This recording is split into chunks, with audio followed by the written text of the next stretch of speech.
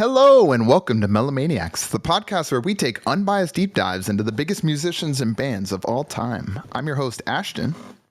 And I'm Dallas. Today we're finishing up our episode on the boss, Bruce Springsteen. But before we dive in, please don't forget to like and subscribe on YouTube, follow on our socials. We're on Instagram and TikTok, and hit us with those 5-star reviews on Apple Podcasts and Spotify. Also, our Patreon is live. We have a $5 a month tier. It's going to give you access to our private Discord server, where we chat and share funny videos and news and memes and all kinds of stuff, as well as a shout out on one of our episodes and the ability to vote on future episode topics. So let's dive in. Where we left off last time, Bruce was spending 1985 on his Born in the USA tour, right? Yes. Okay. Yep. So 1985 so that's where we're picking up. Yep. We're going to kick it here in 1985. And like I said, he was on the Born to USA tour. He also actually married his first wife around this time, Julianne Phillips, in 1985 as well. They would end up getting divorced 4 years later in 89. But after the tour, Bruce hopped in the studio for eighth album, Tunnel of Love. And this album would only have the E Street Band on a couple of songs. And in fact, it wasn't even really the full band. It was like a couple of members were on a song here, a song there. So they weren't really super credited, but they were credited. And this would be the last E Street Band credit for quite a little while. He would start using a band that I think the crowd would end up calling the other band. Literally. Wow. Yeah.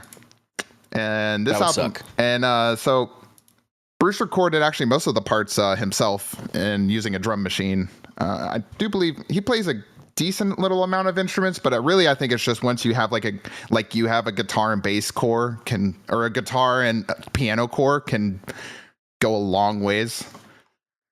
And so just that and a drum machine is how he put together most of the album. And it entered the Billboard 200 at number 1.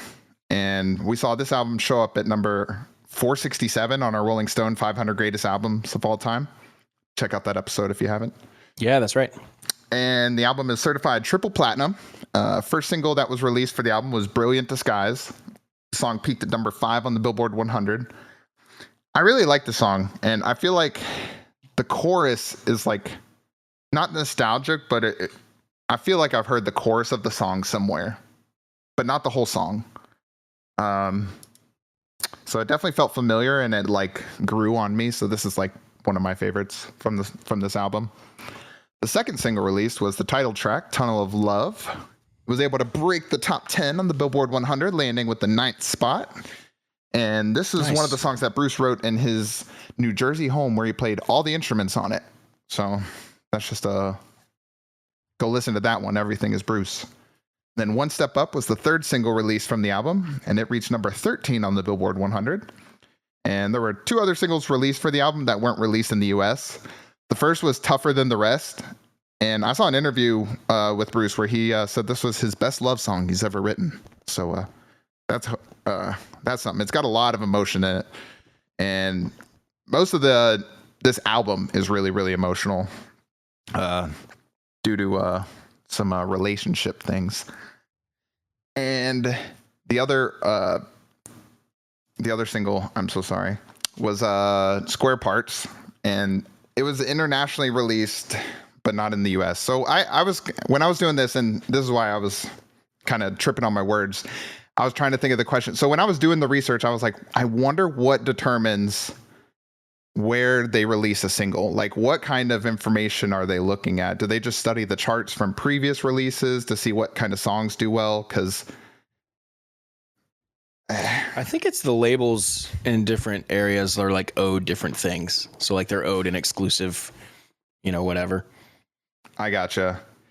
Yeah, because I think it comes up in the future and we'll get to it, but one song on an album gets only released in New Zealand as a single. And that just is like so weird to me, because is the music scene in New Zealand big enough to even like release a single there? I don't know.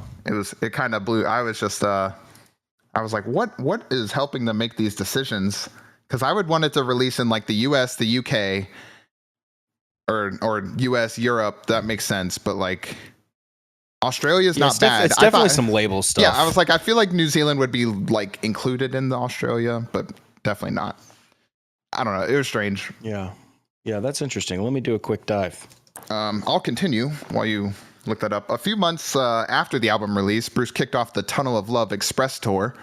The E Street Band would join him along with the Horns of Love, and this would be the shortest tour he actually did. It went from February 25th to August 4th, and he was still playing arenas and stadiums, and it included a couple Europe dates. And during this album, backup singer Patti Scalfa would be brought to center stage as like the object of sexuality themed presentations. So like, of course, Bruce puts on a show. So anytime there was like some kind of love or sexual thing brought up, she was like the piece, and people were raising eyebrows at him because he was married. And so you could tell there was like a little bit of a connection going on with the two on stage. And it would later be confirmed that Bruce and Julianne were separated before their divorce, and Bruce and Patti would begin to date like behind the scenes, and they would end up getting married in 1991, and they've actually been married ever since. And this would be nice. Yep. So it's happy to see that. But there was like do what? I was going to say, here's a quick answer to our question whenever you're ready. I'm ready. So additionally, manufacturing CDs and vinyl in Japan, this is specific to Japan, not necessarily other places, but it can cost up to 40% more than overseas. So it's often cheaper for Japanese buyers to import music from elsewhere. And to encourage Japanese buyers to purchase those physical releases with that extra cost, labels will often add extra tracks that aren't available on the standard edition. So those are known as Japanese bonus tracks. Interesting. So I guess little nuances like that can apply to different countries around. Yeah, if there's ever something like that that's puzzling you, I've found through researching enough of those different things, the answer always comes down to money somewhere. Money and the label and how they can get the most of it. Yeah, it's not because they don't want to release it, somewhere else or anything like that. It's always because of something like that. I know it's always money. It's just weird that nickels and dimes. It's weird that money leads to these weird decisions as far as like, you know what I mean? But anyways, we'll go back. So after the Tunnel of Love Express tour was actually the last time he would play with the E Street Band for 11 years. So quite a big break there. Yeah. And another important event that happened during this tour is the show Bruce played in East Germany on July 19th, 1988. And this concert was an idea first conceived by the youth wing in the Socialist Unity Party, so this can only go well. They wanted to appease the youth of East Germany with the freedom and music of West Germany. So journalist, here we go, Eric Kirschbaum. You nailed that, actually. I think that was good. Killed it. Actually wrote a book about the whole thing called Rockin' the Wall, Bruce Springsteen, the Berlin concert that changed the world. I love that there's 3 different titles to that one book. Dude, right? That's really good. And in that book, he credits Bruce's show as the most important rock concert ever, and that it was the primary catalyst that changed the opinions of the East Germany regime, which would result in the destruction of the Berlin Wall the following year in 1989. A lot of stuff happens from there. So feeling inspired by the change after the Tunnel of Love Express tour, the band went on a 6-week international tour called Human Rights Now! ! And they would play with all kinds of different artists during the show, including Sting, Peter Gabriel, Tracy Chapman, and many more artists from the different countries they played in. I believe, is that the one... I don't think it was Bruce Springsteen. There was an artist who would play in West Germany that the East Germans, or people living in East Germany, would all line up to listen to, but they couldn't see because he was on the west side, and so he would set up intentionally as close as he could to the wall to play for him. But no one was allowed to go through to see him, so he would just play there. And it was someone like Bruce Springsteen, Paul McCartney, Elton John, like one of those legendary guys. We'll probably come across it whenever we get to whoever it is. It sounds like an Elton John thing. Yeah, it does. It'll be cool because you're mentioning it now, but I bet the story will come up sometime in the future whenever we get to whoever it is. But anyways, I know I've mentioned Bob Dylan quite a few times in the episode so far, but especially since the two have so many similarities. But 1988, Bruce actually is the one who inducts Bob Dylan into the Rock and Roll Hall of Fame. So that was a well fit for most people. And a cool quote from the speech was, "The way Elvis freed your body, Bob freed your mind." And I really like that. And fun fact, Bruce has inducted, I think 5 groups. Let me see. Bob Dylan, or people/groups. Bob Dylan, Roy Orbison, the E Street Band, Creedence Clearwater Revival, and U2. So definitely a favorite to bring on to induct people. Yeah, and it's always interesting always who do they it choose. in New York. He's probably just like already next door, you know. Yeah, I always think come in here real quick. But sometimes they don't even pick other musicians. Like, who didn't I see pop up? Yeah, it'll be like The Rock or something. Yeah, because when you watch one video, then on the recommended is like every other person's induction. So like Pearl Jam was David Letterman is who inducted them. Like stuff like that. Like that doesn't make sense to me. I like a musician inducting another musician. That's probably my favorite format for that. What about the people who just don't go? Like Axl Rose just didn't go. I respect that too, because who cares at the end of the day? Like I know Axl doesn't, but I guess some people do. Bruce, I think liked getting inducted. But we'll get to that when we get to that.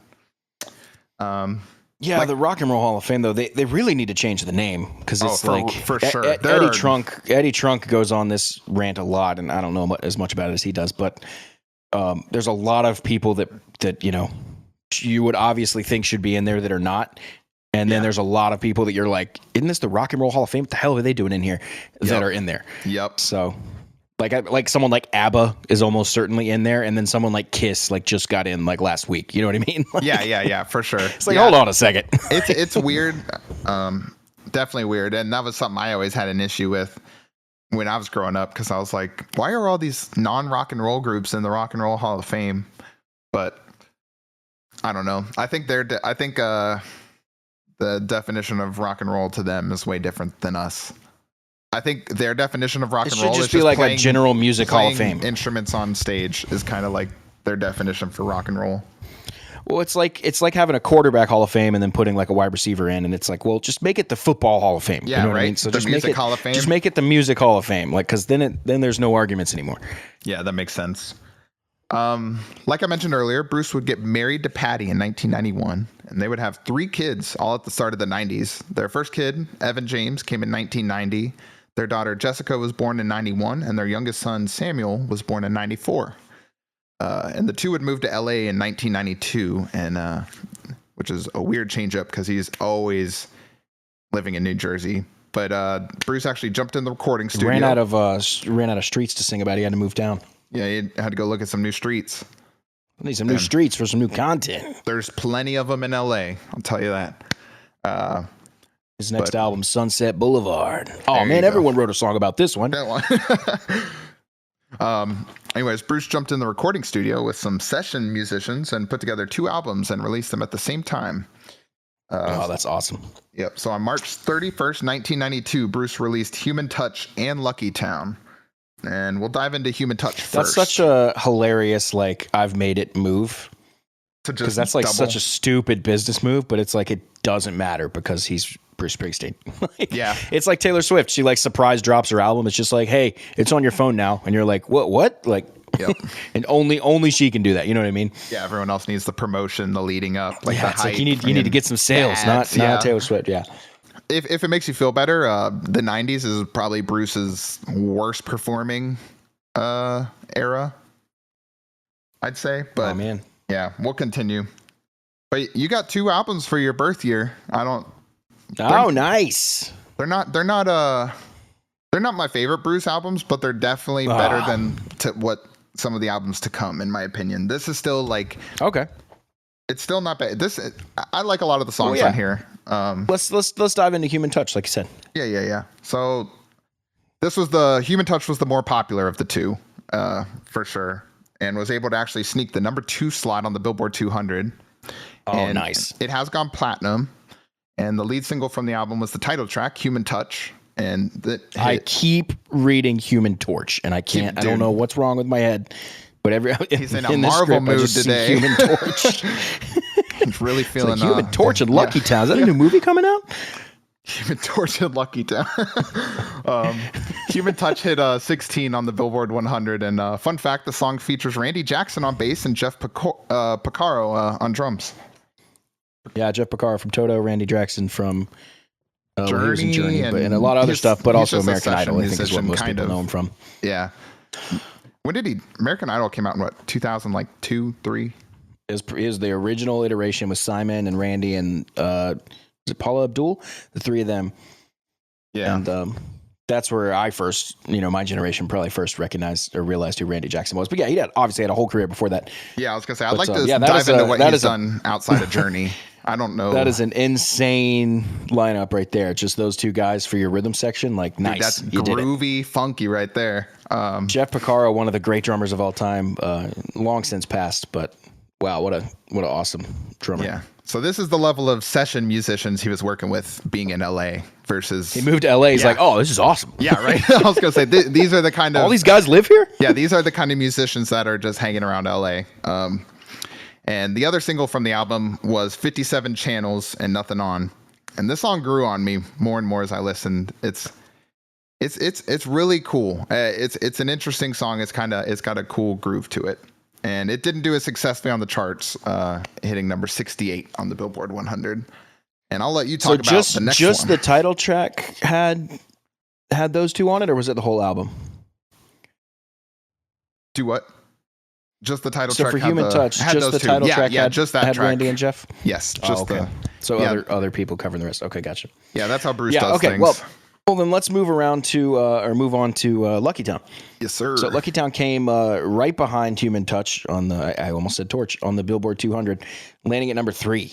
So, I mean, it really worked out. The only other one I know that worked out like that was Use Your Illusion. They did the same kind of thing. So the album's lead single was Better Days, just like the lead single off Human Touch. Better Days hit number 16 on the Billboard 100, and the other single released from the album was If I Should Fall Behind, which was only released in Europe and Australia. So there's a few more of those exclusive tracks. Yeah, geographic exclusive tracks. Yeah, that never stops with Bruce. It's weird. Yeah, it's got to be a label thing for sure. So Bruce followed up the two albums with a world tour through the end of 92 and into the summer of 93. This will be the first tour without his famous backing band, the E Street Band. So all of Bruce's hardcore fans would start referring to the new backing band, as we said earlier, as the other band. The tours were not nearly as successful as Bruce's previous tours, partly because there was no E Street Band, but also because both of the 92 albums weren't as well received as the albums of the past. So when Bruce looks back on his life, he refers to the 90s as his lost years as far as his work life, even though he would achieve two of his greatest accomplishments in the 90s. So what were those? The first of the two was the Oscar he won in 94 for his song of Streets of Philadelphia, which he wrote for the movie Philadelphia, which features Tom Hanks and God, I can't remember the other actor, but a young Tom Hanks I'll mention because he's in the music video and you're like, oh my gosh, he's so young. And the music video and the song not only won him an Oscar, but 4 Grammys on top of that. And funny enough, that song actually charted better internationally than it did in the U.S. Wow.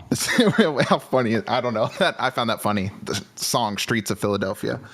The director wanted a big rock opener for the film, so he brought on Neil Young. And Young wrote a much softer song than expected. So then the director closed the film with that song and then reached out to Bruce to give him something else. And Bruce put together this song, which also isn't like a hard rock song, but I guess he just absolutely fell in love with it. And by the way, the book I was reading, doing my research with, refers to Neil Young as the godfather of grunge. What is that about? I know you don't know a lot about Neil Young, and I don't. It's funny you bring that up because I just last night watched the Sound City documentary, and now I can probably speak to this. Awesome. So Sound City was a studio in LA where a ton of famous songs and albums have been recorded. That's where Nevermind was recorded by Nirvana. It's also where Neil Young recorded a lot of his stuff. So Neil Young was one of the first people to go through those studio doors. So I have a feeling it'd probably be related to that studio somehow. Oh. Because they were all in the same studio that Neil Young was in. And they said one of the guys tells the story of Neil Young showing up to the first session. He said he came driving in, way too fast in this really old, like Mustang type car with smoke billowing out of every window. And like 2 cops chasing him. That's awesome. He screeched in, and then they said they talked for a bit outside, and then the 2 cops just left. Nobody knows why or what happened. And then Neil Young came in and started working. Damn. Yeah. So, anyways, during the recording for the music video, it actually is just Bruce walking through the actual streets of Philly with a hidden mic on him, singing the song.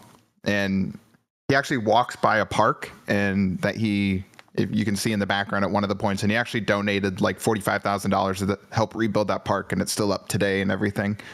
It was Nice. really cool. And then in 1995, Bruce temporarily put the E Street Band back together to record a few new songs for Bruce's first greatest hits album. And this temporary union was recorded and turned into a documentary called Blood Brothers. And following the greatest hits album, Bruce released his 11th studio album, The Ghost of Tom Joad. And this album was a big change up in sound for him. In fact, going forward, a lot of his albums are going to start leaning towards folk than rock. And you know what's funny is this is the one of the only Bruce Springsteen songs that I knew going into this, The Ghost of Tom Joad, because one of my students wanted to learn it. Really? Yeah, that's crazy. It is a song I feel like I should have known coming into it, and I didn't, but I do know it pretty well now. As I was teaching it, I kept being like, are you sure this is the one? Like, you want to learn? All right. Yep. So The Ghost of Tom Joad is Bruce's second acoustic album, so acoustic only, and it reached number 11 on the Billboard 200, as well as earning Bruce a Grammy Award for Best Contemporary Folk Album.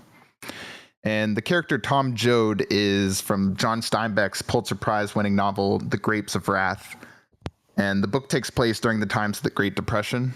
And the album didn't have any singles released with it. However, I wanted to say that the title track, The Ghost of Tom Joad, has a bunch of covers and was covered by Rage Against the Machine, actually, and much better cover than I expected, like listening to the original version and then theirs.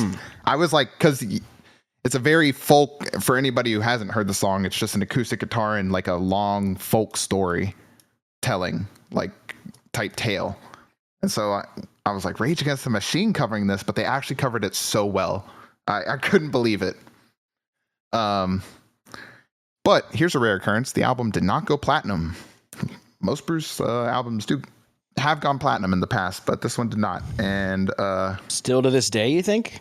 Still to this day, it did not and has not. It did in Europe, though, but not the US. I guess the record sales are kind of stalled now. Like, they're not going to increase suddenly. You know what I mean? Because it's all streaming now. But yeah, I actually didn't even. A way they work that out, but I actually don't think I included it in any of the research. But there's even a couple albums in the 2010 to 20 period. He's got a couple albums in there. We'll talk about that.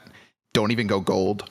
Like, just bad album sales, even though they have like good acclaim and everything. It's just, you said, album sales in general and everything is the algorithm's a little different now. So he definitely benefited from the metrics to measure original success are different. Yeah, he definitely benefited from the old style. But anyways, for sure. So Bruce followed up this album with another world tour, and that kicked off in November 21, 1995, and ended May 26, 1997. It's a pretty long tour. Tour was a little bit longer because he took the summer in 96 off to spend time with his family. That's interesting because the summer's the time that's like peak touring time. I know, that's why this was like, you think you take the fall or the winter or something off. But apparently during this tour, at least towards the beginning, Bruce's attitude was dark and depressing, and he brought that energy to his concerts. And he even rearranged Born in the USA, to a darker, harsher version. And he lightened his mood towards the end of the tour, at least. And it feels like the crowds were kind of missing the E Street Band, I guess, like that energy. Yeah, and like I said before, he refers to this like as his like lost days, and I don't know. He was just dealing with a lot of internal struggles, it seemed like, and which is weird because like family life was great. It was just his work life he was exhausted, writing a lot of just interesting music. No E Street Band there to write music with, so he just feels like he felt disconnected throughout this whole time. And yeah, so the tour sales, album sales, everything just reflected it too. And so following the Tom Joad tour, Bruce moved his family from California back to New Jersey. So that was probably another thing. He was living somewhere he's never lived before, like way out of comfort. And so in 1998, Bruce releases a 4-disc box set of outtakes called Tracks. I actually love the songs on here. It's like early recordings of just him and his guitar when he was like trying to get signed. So like if you remember in the first episode when they put together a couple demos to let recording companies, it's those recordings.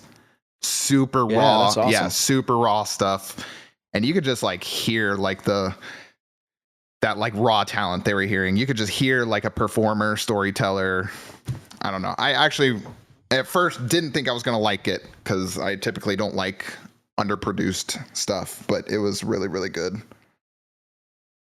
Ugh. And the following year, in 1999, Bruce was inducted into the Rock and Roll Hall of Fame. And Bono from U2 was actually who inducted him, which is why he ends up inducting U2. And it was actually a phenomenal speech. Like, I never knew Bono it was like so well with words. And I always forget that he's Irish, that they're Irish and not English. I don't know why. I just always forget until they talk, and I'm like, oh yeah, they're Irish.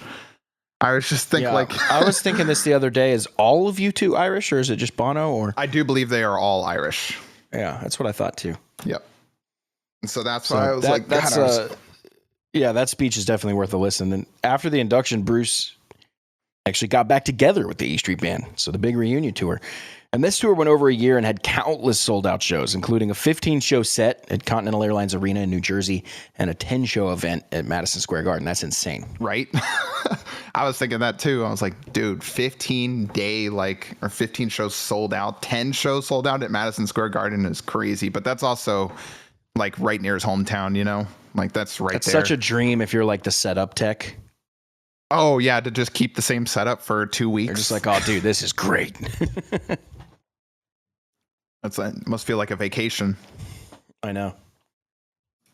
So it was time to hit the recording studio with the E Street Band for the first time since Born in the USA officially, because Tunnel of Love, like I said, just included a member here, a member there. You know what's interesting that I see when I think of that is Born in the USA was obviously like a massive slam, right? Yep. So you think following that you'd be like, okay, that worked. Let's do that again. You know? Yeah. But he was not. He was like, okay, that worked. Time to try something totally different. And then it just doesn't work. I mean, it kind of worked, I guess, but yeah, well, Tunnel of it Love just seems like an interesting way. Yeah, like bridges it. Tunnel of Love itself performed pretty well. But that was like we said, not full commitment to no E Street Band, but then there was still a little bit. But then the ones following that, like you said, just falls off as far as like how they're doing. So I don't really know why he had the had that whole little fallout. I'm sure there was, a little bit of turmoil between some people. That's most of the time what it is. Yeah, for sure. So anyways, one issue Bruce had around this time, recording with the E Street Band is he had lost his rock voice, as he said, and he worked with Brendan O'Brien, who produced Rage Against the Machine and Pearl Jam, to help him with his vocals on this album. And a bunch of Slash stuff, too, I think Brendan's done as well. Yeah.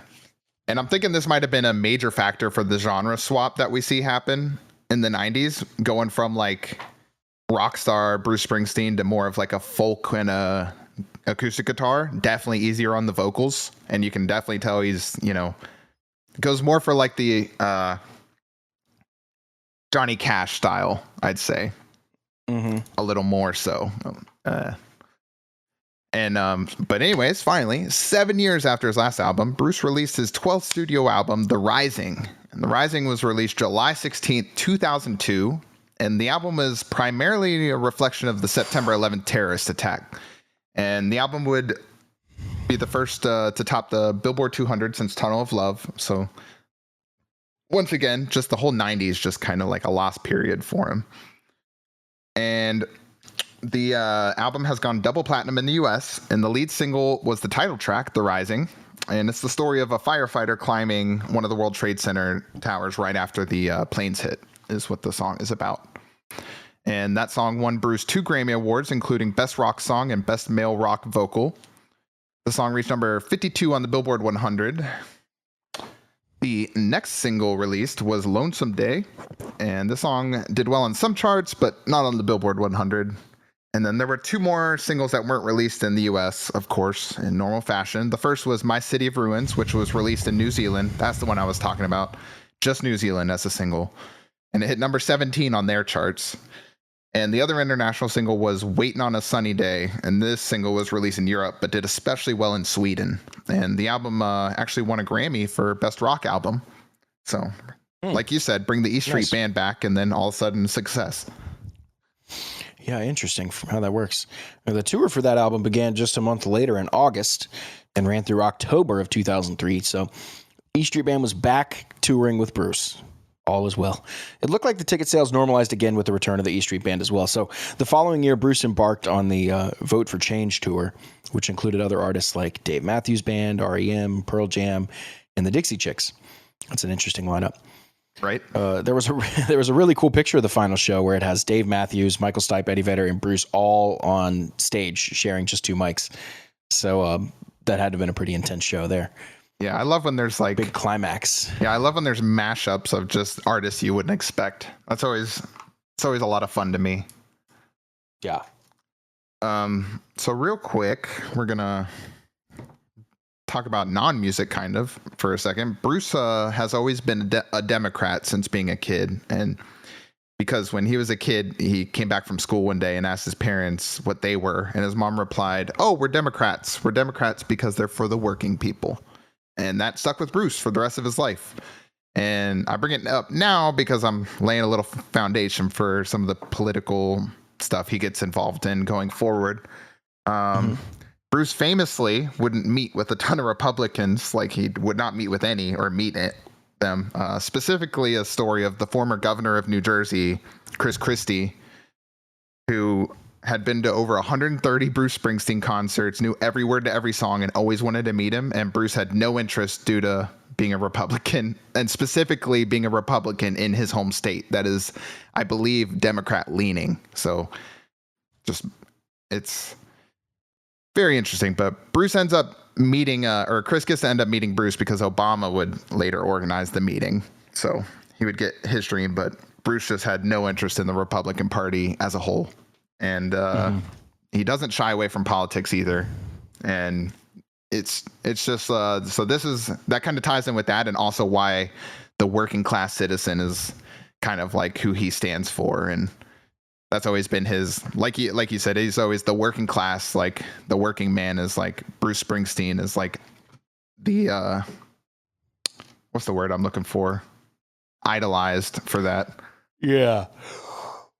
I always find so weird. Like, he stands for the working man. No, he actually stands on stage and plays for the working man.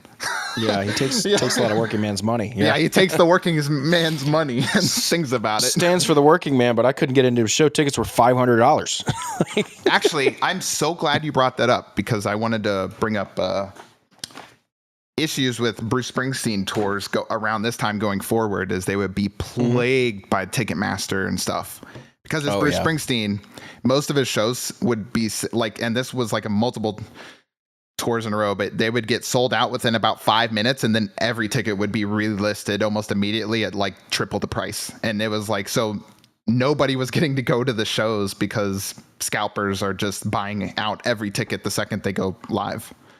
So there's a lot of issues with Bruce and scalpers. And yeah, that's crazy. I wonder how you combat that. Like, I know a lot of artists now are like, hey, buy it on my website and that's it. Don't buy it anywhere else. Like, well, that's probably the route I would take. We'll get to that. He gets some politics involved to take care of it.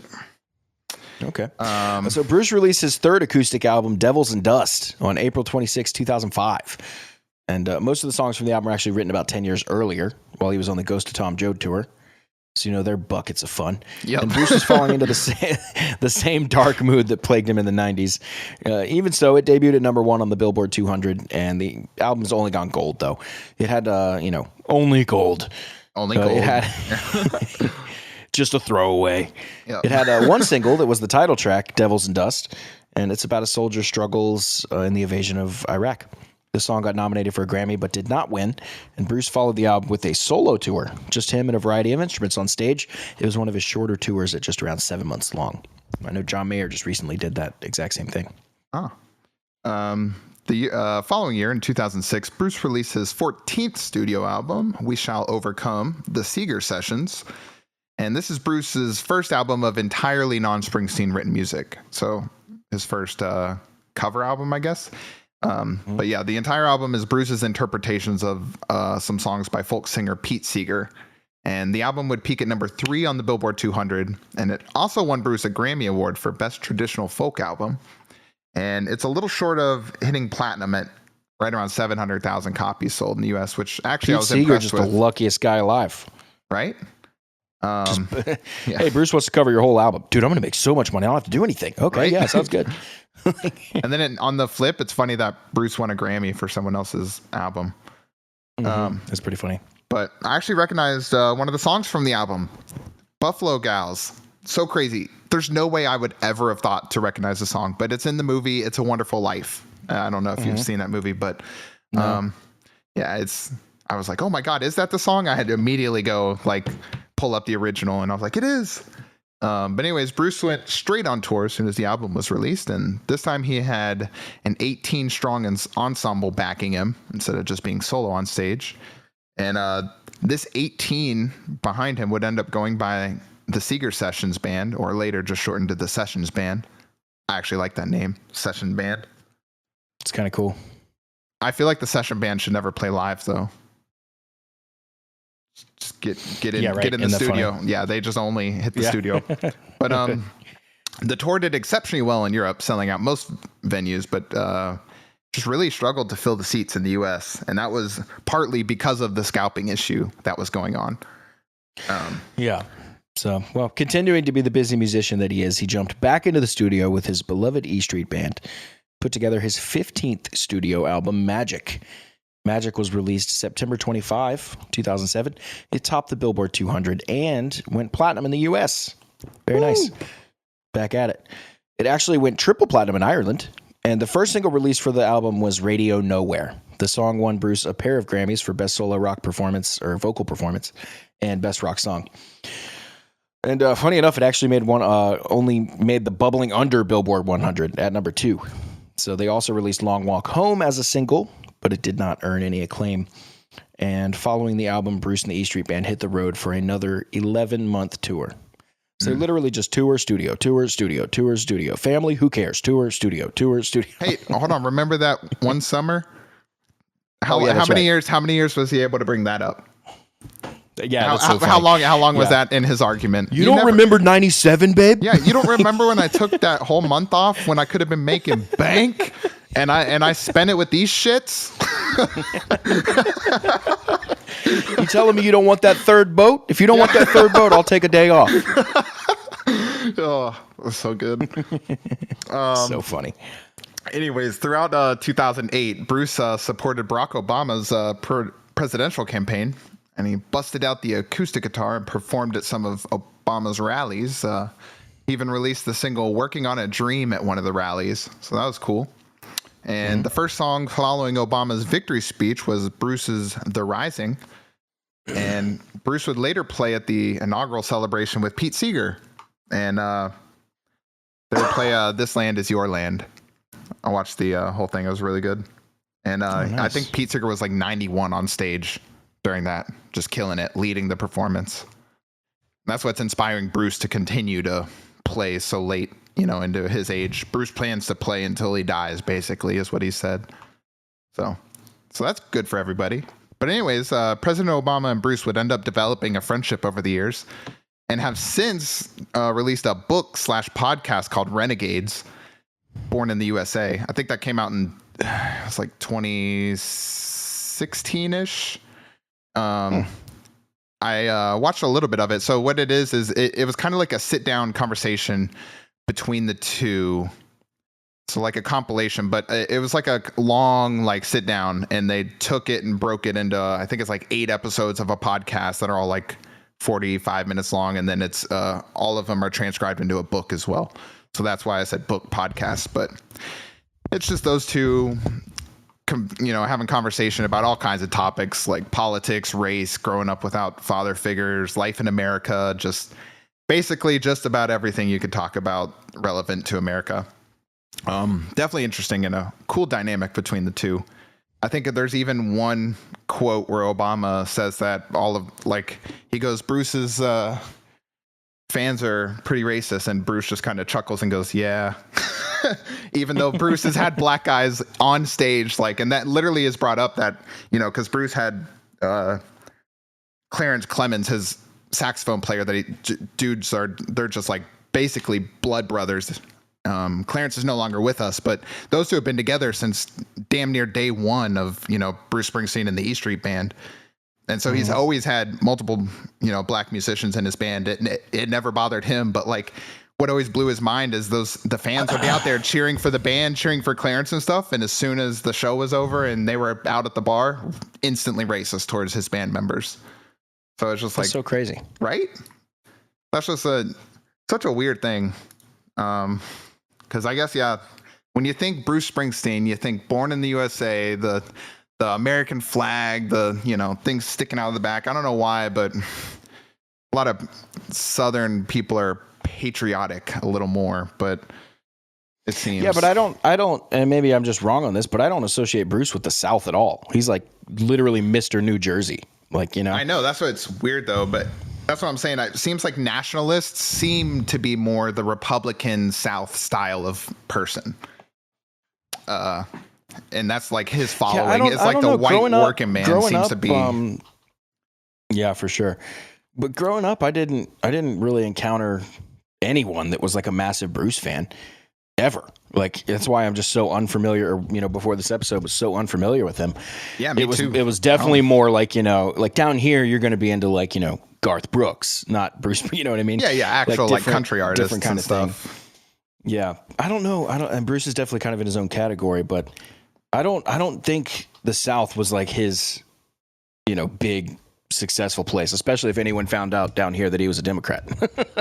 Yeah, true. I guess you know how they are down here. So as soon as they find out he's got a podcast with Obama, they're like, all right, no more of this. Like, you know? You got a point there. So you know, but New York, New Jersey, all up there, like he's like the god, you know. Oh yeah, he is the face of New Jersey for sure.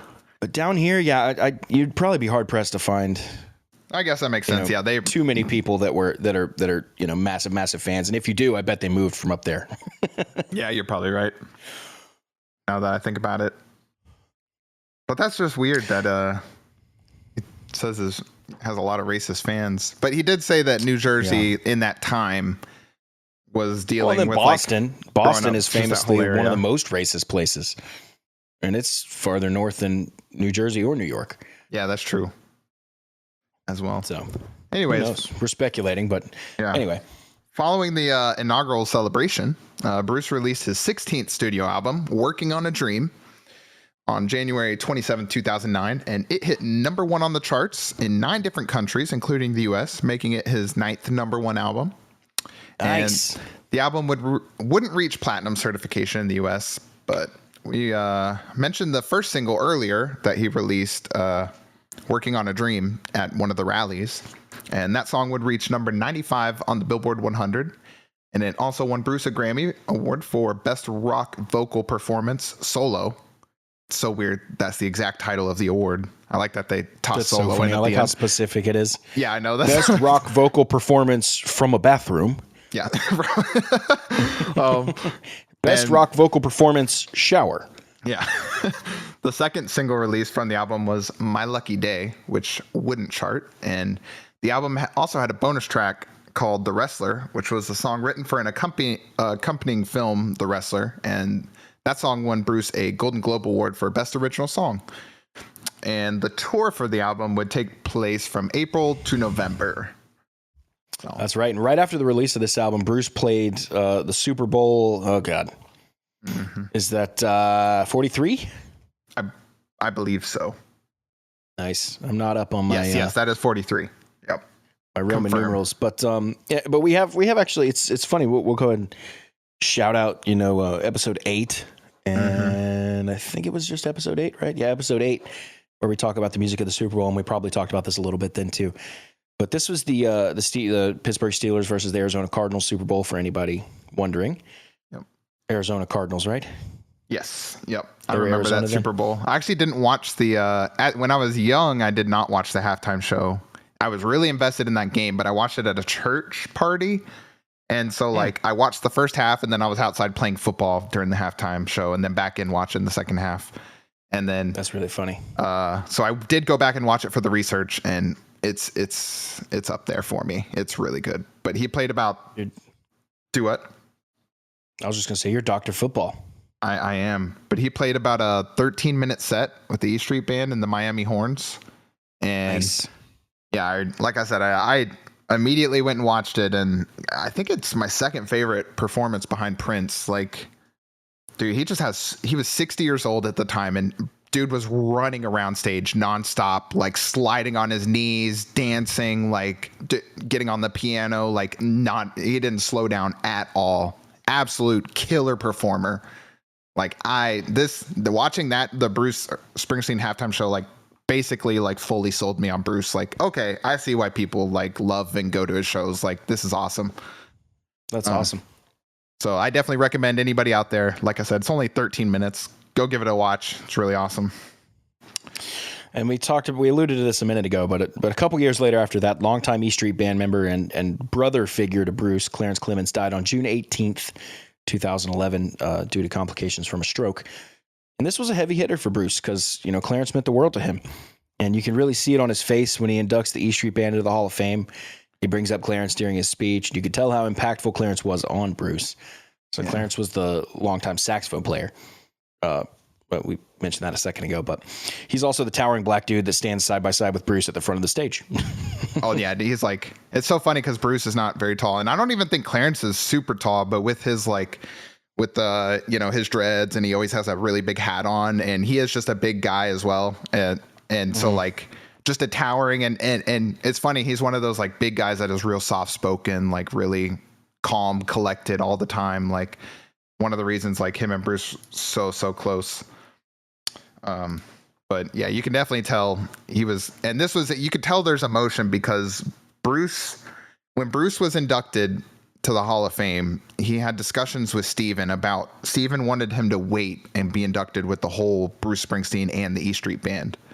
But Bruce said he was proud of his independence at the time, proud that he had, of the things he had been doing, and wanted to get inducted solo. And yeah, I just feel like you could regret it because Clarence, when he does it, I think it's 2014 when E Street Band gets inducted. So just a couple years after Clarence's death, and you can tell it's like, man, he probably wishes he waited so Clarence could have been alive when he got inducted. But yeah, definitely an emotional speech on that one. But anyways, for sure. The next year, on March 6th, Bruce released his 17th studio album, Wrecking Ball. And the album was named Best Album of 2012 by Rolling Stone. And the first single released for the album was We Take Care of Our Own. And the song only hit the bubbling under Billboard 100 at 6, but was nominated for 3 Grammys. So didn't win any of them, but it was nominated for 3. The second single from the album was Rocky Ground. And the song did not chart, but it's actually a religious song that has an entire gospel choir. And then Michael Moore does backing vocals as well as some rapping. And Bruce originally tried to do the rapping parts, but was very dissatisfied with the result. So he had someone else do it. I just can't imagine him rapping like at all. Imagine the engineer hitting record and being like, you got to be fucking kidding me. Yeah. He said, oh no. I can't say anything. This is Bruce Springsteen, but dear God. Good thing Bruce Springsteen is aware enough to come in and listen and go, oh no. Oh no. Yeah. Thank God. Thank God. Yeah. The third and final single from the album was Death to My Hometown. And a music video was released for this song that was a compilation of live performances and rehearsals that included Tom Morello. And this song became the anthem of the Wrecking Ball tour. And it has like a Celtic theme to it. And I really enjoy it, actually. And another song to note was Land of Hope and Dreams, which finally made it to an album. This was a song that was written back in 1998 during the reunion tour. And Bruce and the E Street Band have been playing it like live shows ever since then. And it hadn't showed up as a recording until now. So they finally took that song to the studio, got it on. Which I kind of like that they have like a song that doesn't belong to any albums, that they're just playing at live shows. It kind of gives you like a reason to go see a live show because it's going to be a song you've never heard. Or at least one you don't get to listen to a recorded version of. Yeah, it's interesting to think why people go to live shows. Is it to hear the songs they know? Is it to hear the songs they don't know? Is it just to see this? Who knows? There's reasons. Everybody's kind of got their own reasons, I guess. Yeah, that's true. As far as album sales go, it only went gold in the U.S. Unfortunate, another gold album. What a failure! What an absolute travesty! Right, but like we know, a meager 500,000 units. Yeah, but we all know the real money for Bruce is in the tours, which this one went about a year and a half and grossed 340 million. So not so bad. Nice. Not too shabby. I'd have to imagine. I was trying to like think about it, and I was like, so out of 340 gross, how much is Bruce himself probably walking away with at the end of this? And so I was kind of that's complicated math. So I did basic math though. The way I did my math is I looked up what is Bruce's net worth as of today, which is 650 million, and then I broke down how many years he's been making music since the first album. And I broke down the money over years. And I know certain years you make more and less and stuff, but my guess is that he made, I don't know, 15 to 20 million of the 340, I'd say, after. It's not a bad 18 months. That's what I was like. That's what I would break down after every person's paid, every expense, like all of that. Like that would be my guess. So that's not bad. And during this, at the same time, same year, 2012, Bruce was helping his buddy, President Obama, on his re-election, playing at some rallies in Ohio, Pennsylvania, Iowa, Virginia, and Wisconsin. So kind of like you said, not going down south very much for obvious reasons. Yeah, it seems like those are a lot of swing states too, right? Yep. Swing states that are northern leaning. in the area. Yeah, that makes sense. Yeah. So on January 14th, 2014, Bruce released his 18th studio album called High Hopes. It has that song by Panic at the Disco. I'm just kidding. It hit number one on the charts, making it Bruce's 11th number one album. Imagine if you found out the Panic at the Disco song was a cover of Bruce Springsteen's song. That'd be hilarious, dude. Oh. So the album consists of cover songs, outtakes, and new versions of old songs from past albums. And he was joined in the studio by his trusty E Street Band, as well as, for some reason, Tom Morello. The album has no singles due to the nature of the album, and it would also fail to even go gold in the U.S. And the tour only lasted around 5 months, didn't really profit a whole lot. So poor Tom Morello shows up like, is this really all? What did it like? Nah. Tom Morello hit the road. Yeah. He hit the road with Bruce, but his main guy, Steven, wasn't able to join most of the American tour dates due to filming his television series, Lilyhammer. I've been meaning to watch that, I think, actually. So, real quick, for anybody who doesn't know, Steven Van Zandt actually played Silvio in The Sopranos, and I know that blew your mind. Yep. Blew my mind because I had no idea. Blew my mind, too, even though I've only seen a little bit of The Sopranos, but yeah, I didn't even put that together. So Bruce would actually debut his own acting career as a guest star on Lilyhammer with Steven in the final episode of season 3 of that show. Yep. So a little bit of acting stuff, but Steven is a huge part of the stage energy with Bruce. So when Steven's not on stage, it definitely affects live shows.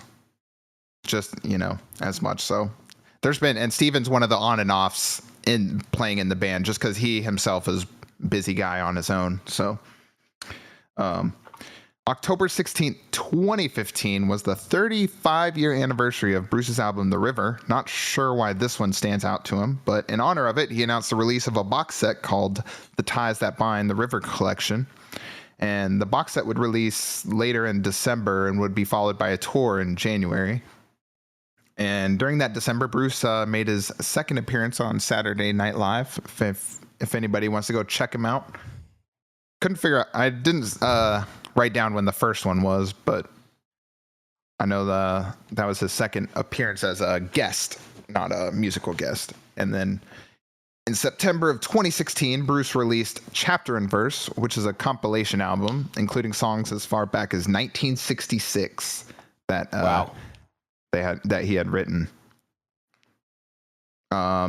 It was followed by it was cool when this came out. So the album, like I said, is a compilation of just a bunch of his music over the years. And then it was followed right by his autobiography, Born to Run.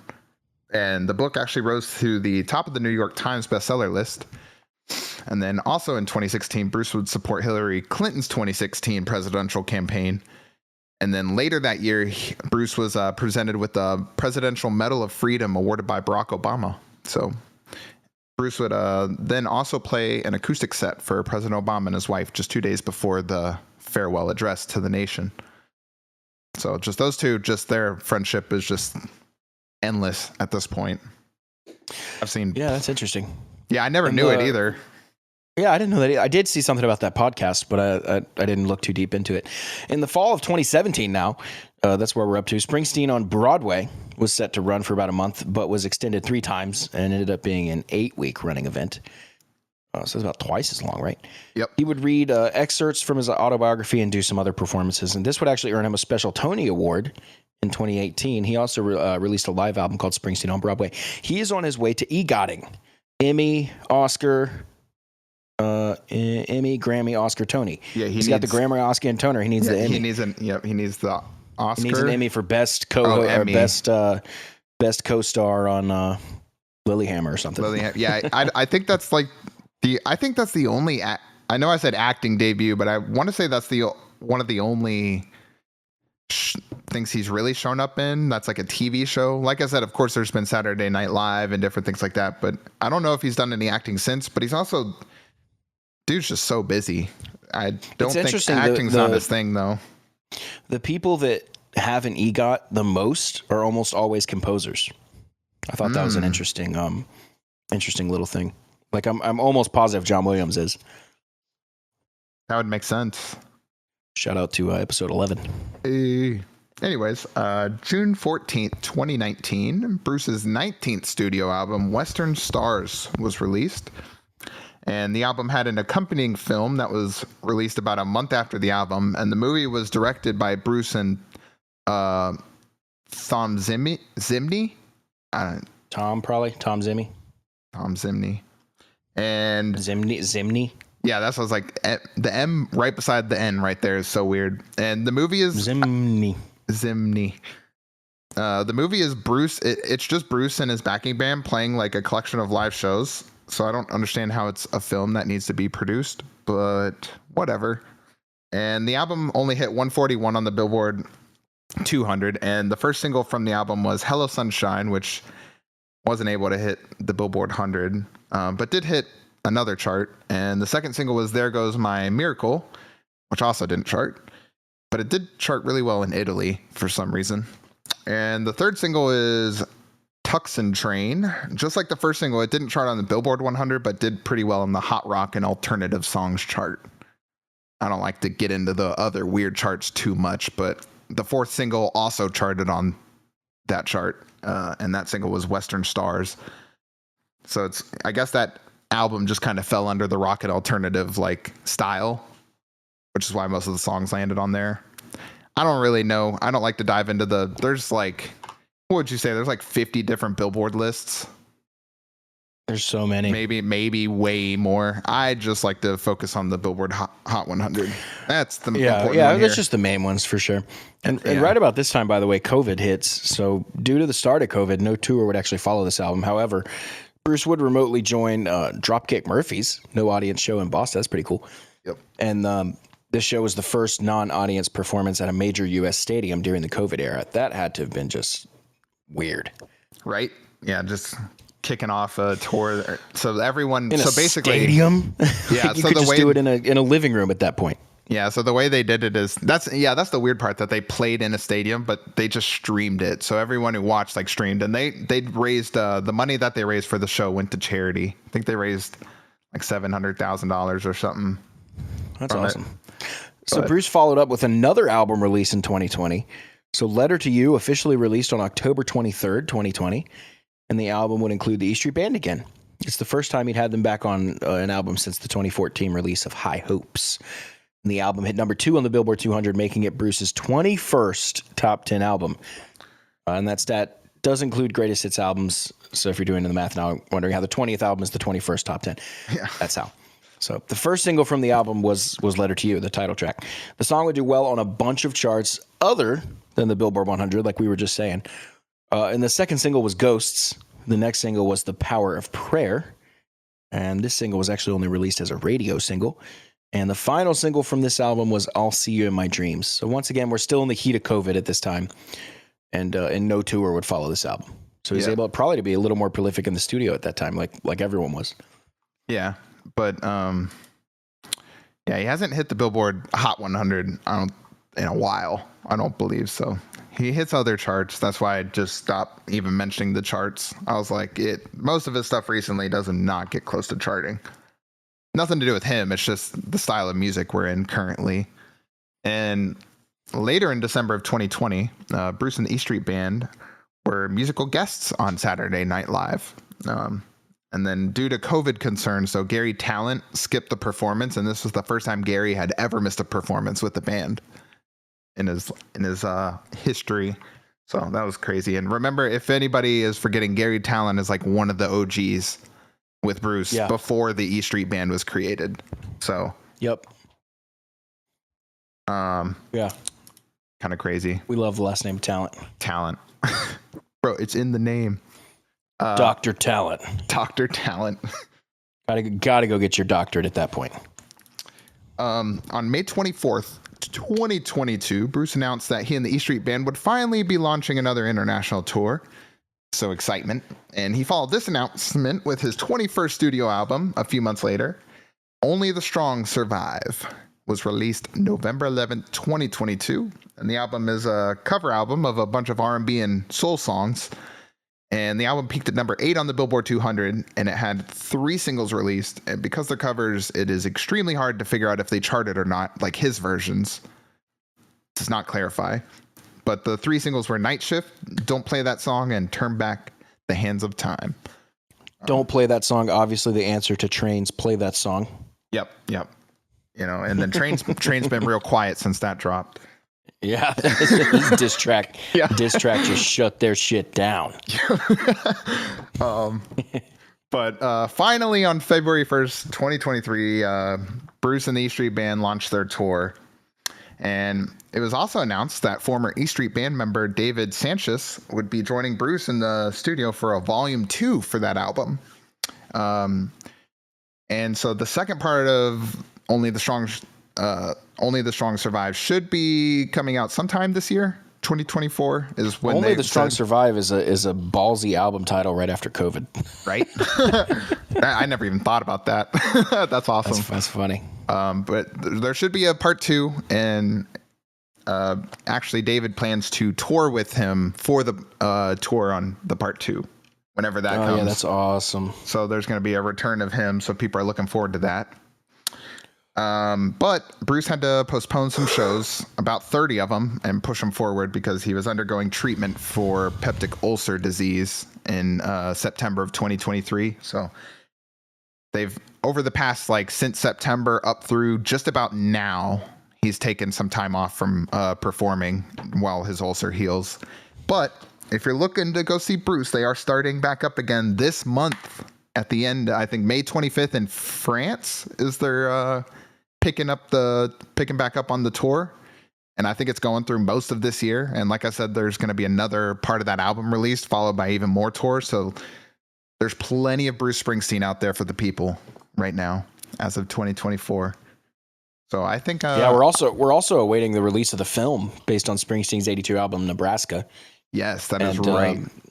His 8th compilation album released April 19th of this year, and that was just simply called Best of Bruce Springsteen. So that gets us up to today. To today. I did want to touch on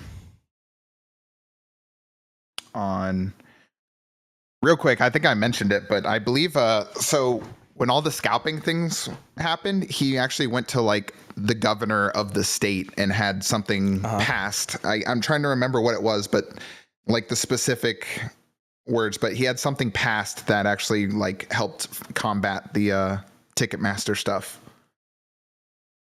So he took a different approach than most people. He just went and got a bill of something passed so that he could start selling his shows again. Because how frustrating would that be? Well, I don't know how frustrating. I'm going to ask you, because it's a double-edged sword. So as a musician, you you launch your tour and bam, it sells out.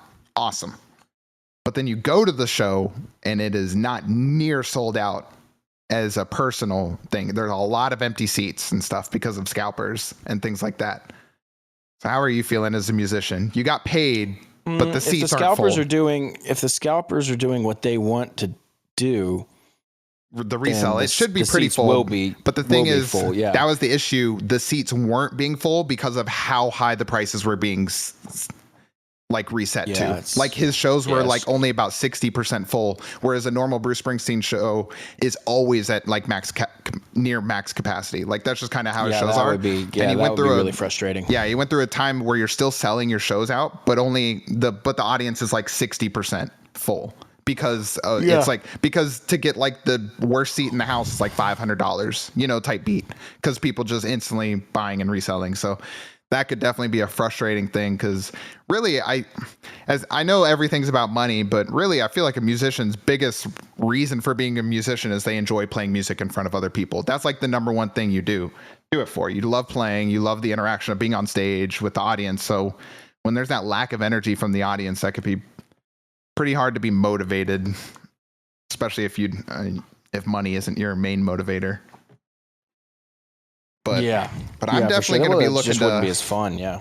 Yeah, I'm definitely looking to go see a Bruce Springsteen show if it's not too ridiculous when he gets back to America, because the first leg of the tour is overseas, but he'll be making it into the U.S. So I'm also more excited just to see him with the E Street Band. They're just an awesome bunch. But that'd be cool to see for sure. A lot of years. I think it's time for some ratings. What do you say? Yeah, let's get into it.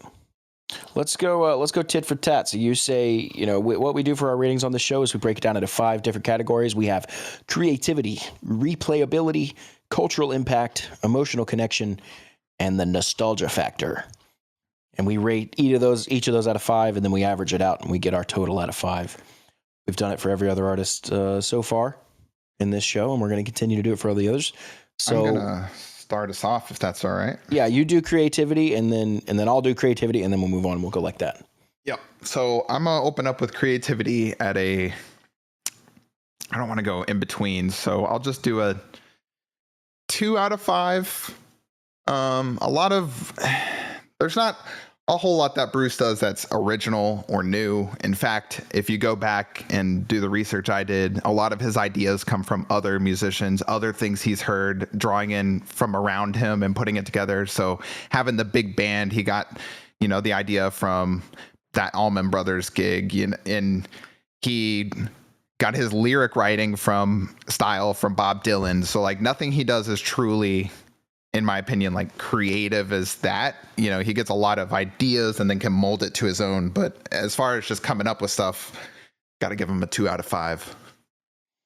Yeah, I'm going to go 3 out of 5 just because he was always constantly pushing those boundaries. And I think that takes a little bit of creative energy to when you top out at your most successful album to then change course totally. You know what I mean? Mm-hmm.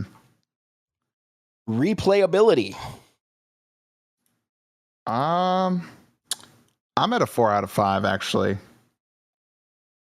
For me, I'd probably do another 3 there. Because I'm right there with you. I'm not an insane fan, but I certainly don't hate the music. It's good. And put it on. It's on. Put it on again.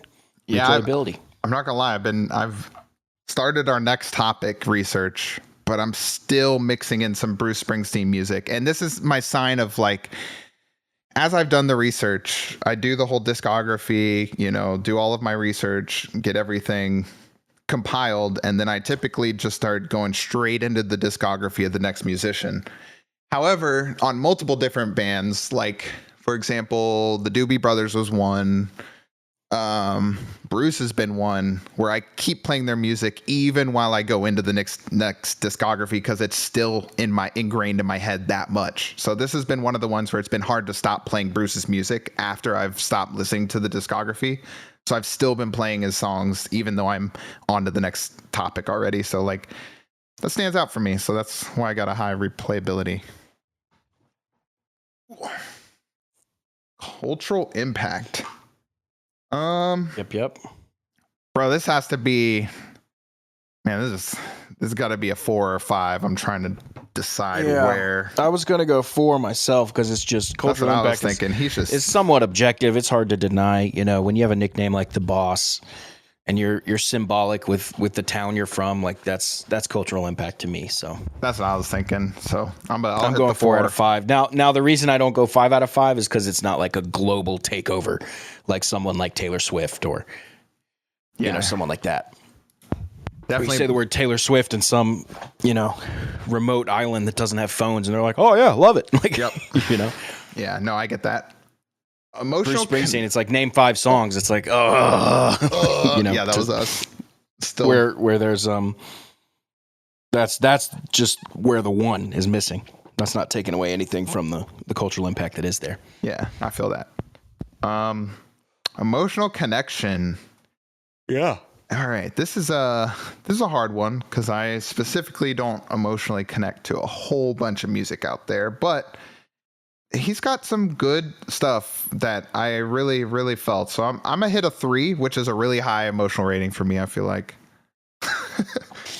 Yeah, I'm gonna go 2 just because I don't know any of the streets he's singing about. It doesn't. I've never been on. I've never joking a little street. bit. Yeah, joking a little bit there, but 2 for me. He's just not seeing anything that really hits me in the gut the way it does, you know, a lot of other people, and that's not taking away anything from what they're feeling. This is just my own personal rating. Yep. And then I'm pretty sure this one's going to be a shared score, but nostalgia factor for me is at 1 out of 5 because, like we mentioned previously, I had never really grow up with it. So we just didn't grow up listening to Bruce Springsteen. It's a new artist for us, so it's a 1 out of 5. Because he's 30 albums, you know. And we were talking before the show. I was like, I could see the nostalgia factor growing for me over time because now that I do know Bruce and the research is, you know, a memory of mine, it's going to stick with me, and I bet that nostalgia factor score would go up as the years go. So, and you and I come in that puts you at a grand total for Bruce Springsteen at 2.8 out of 5, and me at a 2.6 out of 5. Pretty close. So very similar. The only thing I think we were a little different in there is the emotional connection and the replayability. So, yep. So, real quick, before we wrap up on Bruce. He is, as of today, like I said, he's out there touring. He's, I think 71, turning 72, and his shows are still over 3 hours long. Like, wow. And yeah, and even into his 70s. And I don't know if I wrote it in, but I think his longest show ever was like 4 hours and 6 minutes. I saw that. You 4 remember hours that? And it was 4 hours and like 30 minutes, I thought. Yeah, it was and it was 33 songs. Oh, maybe so that's crazy. What I was thinking the 3 of then. So that's what it was. So it hasn't slowed down a whole lot as far as his times of show. 4 hours and 6 minutes. Yep. 4 hours and 6 minutes, 33 songs. So I just wanted to throw a little respect to Bruce being 71 and still putting on a long, full, great show. Like, that is hard to do. There you go. And respect. But that's going to wrap it up for us today. That's Bruce Springsteen. I'm so happy to have done this one.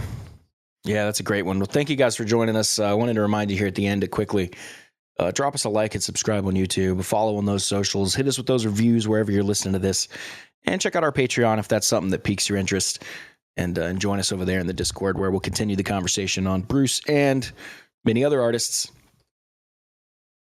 That'll be it for us today. Awesome. Thanks for joining us. All right, you guys.